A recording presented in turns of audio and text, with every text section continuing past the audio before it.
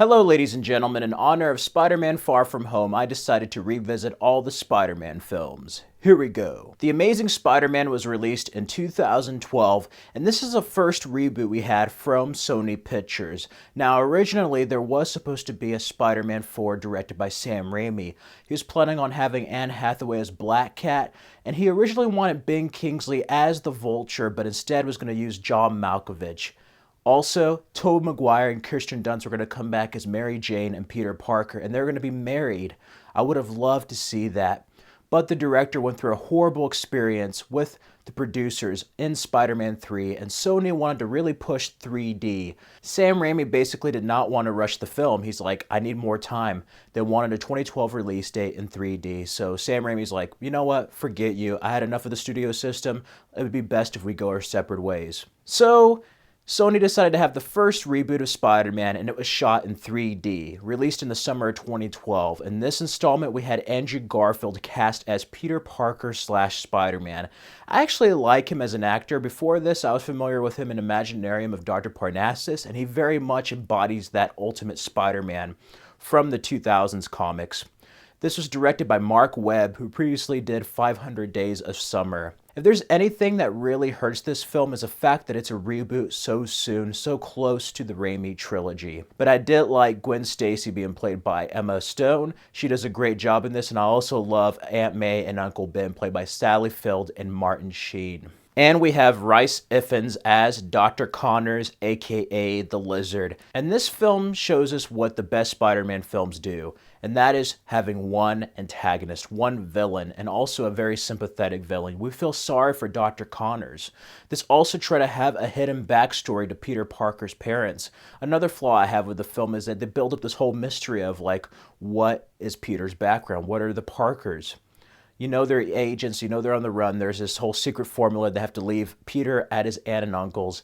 And we really don't get much explored. That's it. That's all we see of the parents. And I felt like the hype surrounding this film was creating this whole mystery behind the Parkers. And it really doesn't amount to much. But I do love the modern look of this Spider-Man, a very homemade outfit. He actually has web cartridges. And I also love that he's not a jerk. You know, he goes out of his way to help Dr. Connors. But with that being said, Andrew Garfield looks too cool. He doesn't look like somebody who's picked on in high school. If you see him in high school, I'm like, that's a cool kid. He's even kind of like an adrenaline junkie in many ways. But I do love that Peter has a sense of humor. You know, there's that scene where he's against the mugger and he's just like, oh no, oh, you found my weakness. It's small knives. I just love that moment.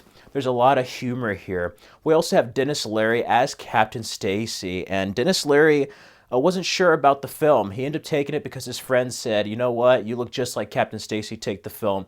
So he took it, and he's one of the best parts of this film as well. I love the grounded approach. They definitely were influenced by the Dark Knight trilogy, but that being said, he's your friendly neighborhood Spider-Man. Spider-Man doesn't need to be dark and gritty. I do like the luchador influences and that first-person view introduction, which is so well done. This is a very different Spider-Man film. You do have that funny, kind of cheesy scene with the crane with C. Thomas Howell, but I like it earlier when he saves his son and he basically shows the kid his face and lets him wear the mask. That was such a cool kind of little Spider-Man moment. And we're also introduced to a Spider-Man who's in high school, you know, so that's something very different. We're only briefly in high school in one part of the first movie.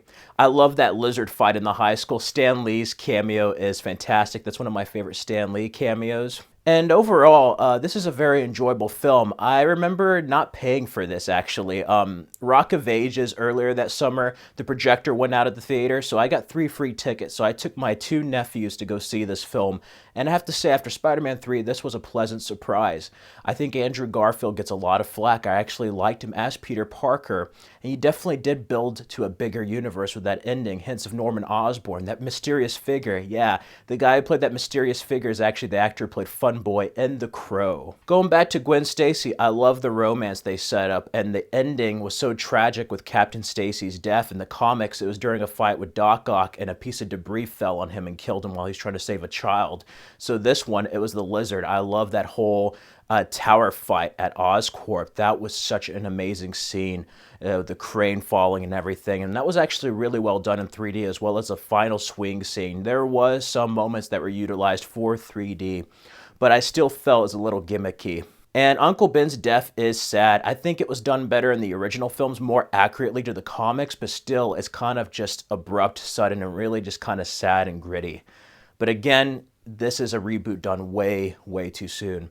So I had to give Amazing Spider-Man a score. I give it a 3 out of 5 and a B. This is not a bad film. It has many enjoyable moments, a lot of humor.